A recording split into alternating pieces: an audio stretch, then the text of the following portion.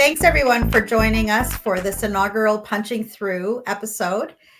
We're celebrating Women's History Month, and as per Wikipedia, it describes it as an annual declared month that highlights contributions of women to events in history and contemporary society. I'm super excited to be kicking off this video series, Punching Through, and we're chatting with women leaders who blazed a trail and are truly an inspiration. I'm SLB with CAF, and I'm here with Vanita Pandey, CMO of CAF, and Tiff from Fingercheck. Thanks so much, both of you, for joining us. I can't wait to hear what was the genesis of this and how did you two crazy gals come up with this idea? It's been a great relationship. We kind of lean on each other for advice and support over the years.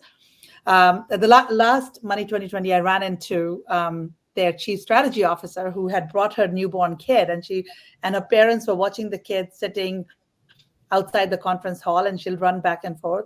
And I told Tiffany that the time for leaning in is over. Women need to punch through, and they're punching through. And that was the genesis. And I really appreciate SLB you joining us on this, this ride and helping us kind of talk to a lot of women. Tiffany, what are your thoughts on how does your story differ? Yeah, no, I think that's well said. I think in our conversations, at least as a chief operating officer, and I love running the business, right? I love doing the hard work. I have everything from, sales and marketing and operations and bank and fraud. You have to go in and just do the hard work. And so, when you talk to me about, punching through and Scarlett and running into her at Money 2020, it's just hey, we need to highlight the women who are in it. They're in the arena, the mud, the dirt, the sweat, and have just done awesome and have failed and are keep getting up and keep trying. And there's so many of us, but sometimes we're so busy running the businesses and doing our thing that we kind of forget to pause and kind of exhale and talk about things along the way. So it's just been great to kind of build this lineup of really powerful voices and women who have, been super inspirational. That's and great. You are my sounding board, sanity check a lot of times, right? So when I came up with the name, I came to you and I said, SLB, we're going to do, and we want to call it Punching Through. And I was expecting, I was not sure what to expect, but you immediately jump in. So I'd love to get, what did you think when you heard of it? And I love it, and I love your thinking from a true superb marketer in that, and you took it from the leaning into the punching through, and it really is that next evolution, if you will, of women who are kind of finding our time and our space and our voice, and continue to. I recently listened to a very good friend of mine in the UK who was doing a very similar talk track on a podcast. And she talked about, those times of feeling, not confident, that imposter syndrome. And I think it's just so important that we share with individuals that it happens, to all of us, even when, they think we've arrived. Right. There's still days and moments where I'm like, do I really know what I'm doing? I think I do. I'm going to go in anyway, because I always say to my team, I have a view. Of course I have a view. I've been doing this for long enough. I better have a view.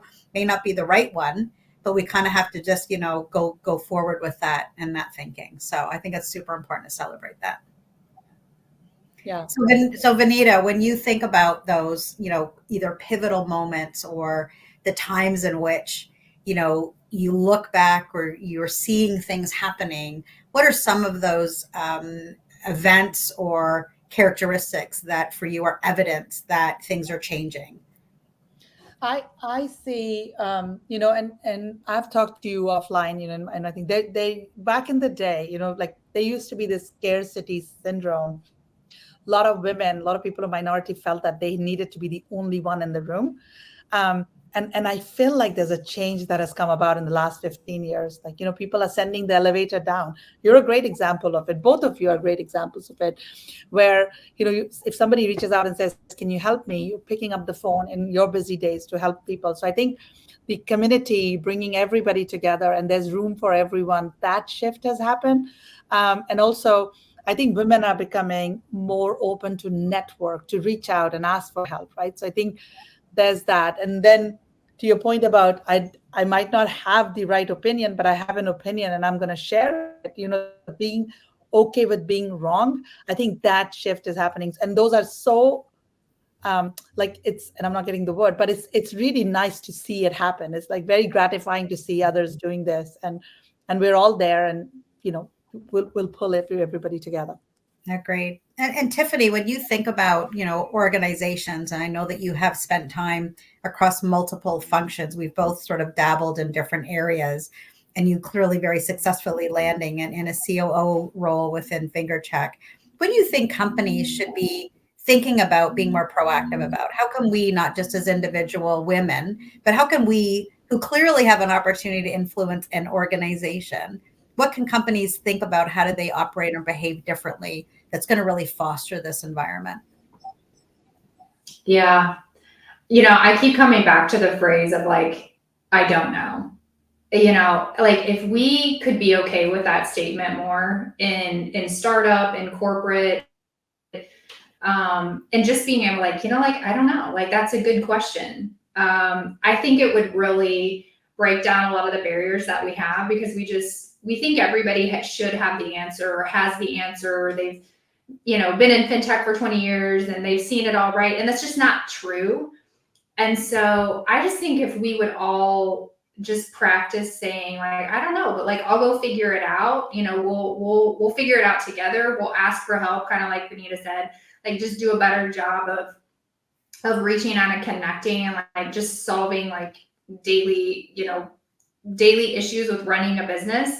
And then just, being okay with just like not knowing, I think is freeing. And I've kind of had that journey, like when I stepped out of corporate and then into more of like the fintech space, startup space, that was very refreshing. And I think we should do more of that across the board. Yeah. And it's funny you say that. I think about when I had sort of made my move, if you will, from large corporations to a small startup. And there was, an expectation or a thought that, well, I've been doing this for a long time, so she must have all the answers. And, again, I always have a view. But it got to the point where it almost became a bit of a game within the business where it was like Stump SLB, and there'd be like people at all levels who they come and ask me a question. I'm like, gosh, that's a good one. I don't know. I mean, we could probably do this, and I might need to sit, but I don't know. What do you think? And we'd brainstorm around it, and it became this thing. I'd hear this chatter along the floor, like, hey, I stumped SLB. She didn't know the answer. And I would celebrate it right along with them. It wasn't said with a level of derogatoriness or anything. And I think allowing for ourselves to show that level of vulnerability, and that we don't have all the answers and that we all grow together from it, I think can be a really powerful tool in leveraging and helping grow our people and show them that we're still growing, because we certainly don't have all the answers every day. SLB, can I ask you a question, if you will? That got me thinking. What I mean, obviously you've worked in multiple continents, speak Portuguese so fluently. Oh yeah. Yeah. And so from our perspective, like from your perspective, what are some of the things we women leader can do to kind of, inspire others, support others? And what are some of the things that, as we go through these interviews, you'd be on the lookout for? That's a great question. Some of the things that I think about is, and I've already used the word vulnerability, right? There's this sort of this negative connotation that women are sensitive, right? And I embrace that. I'm like, I hope we all are. I challenge our male counterparts to have some empathy and a level of sensitivity, because at the end of the day, we're leading people. So if we don't have a level of empathy or sensitivity, you're probably not a great leader. So let's not be embarrassed about that. I think we need to embrace that this is just how we're wired. And I think we have to acknowledge our differences.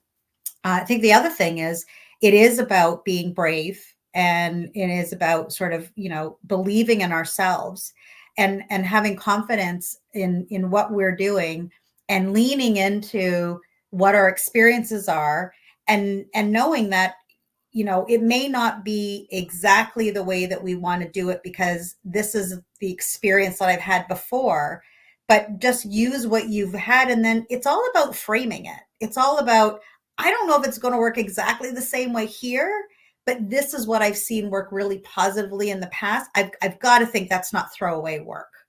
Right. And so it's just about being bold and being confident, and just kind of knowing where we know our stuff, but equally raising our hand. There's tons of areas where I go, that's not my sweet spot. That is not my wheelhouse.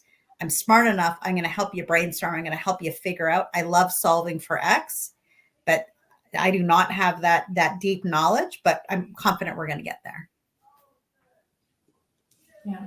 Tiffany, when you think about the kinds of individuals that we wanted to sort of reach out to, what were some of the qualities and characteristics that you were thinking of when we were pulling together this amazing list of women that we're going to be interviewing?